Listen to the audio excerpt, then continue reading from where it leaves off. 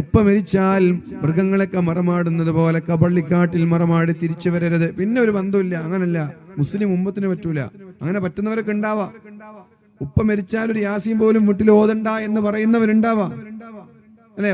ഓതുന്നവരെ തടയുന്നവരുണ്ടാവാം. ഉപ്പാക്ക് വേണ്ടി ഒരു യാസീനോ ദിക്റോ ദുആവോ പ്രാർത്ഥനയോ ഒന്ന് പള്ളിക്കാട്ടിൽ വന്ന് സലാം പോലും പറയാത്തവരുണ്ടാവാം. അതാ ഉപ്പാന്റെ ഹതഭാഗ്യം എന്ന് വിചാരിച്ചാൽ മതി, ദൗർഭാഗ്യം എന്ന് വിചാരിച്ചാൽ മതി. ആ ഉപ്പാന്റെ ദൗർഭാഗ്യമാണ് ഏതെങ്കിലും ഒരു മക്കൾ ഉപ്പാനെ സിയാറത്ത് ചെയ്യുന്നില്ലെങ്കിൽ.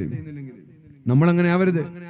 നമ്മളോട് പറഞ്ഞത് ഉപ്പാക്ക് വേണ്ടി ദുആ ചെയ്യാനാണ്, ഉപ്പാക്ക് വേണ്ടി പ്രാർത്ഥിക്കാനാണ് നമ്മളോട് പറഞ്ഞത്. വലദുൻ സ്വാലിഹുൻ യദ്ഉ ലഹു, ദുആ ചെയ്യുന്ന മക്കൾ ഉണ്ടാവണമെന്ന് പറഞ്ഞില്ല. എന്തതിനർത്ഥം? ദുആ ചെയ്യുന്ന മക്കൾ ഉണ്ടാവണം എന്തിനാ പറയുന്നത്?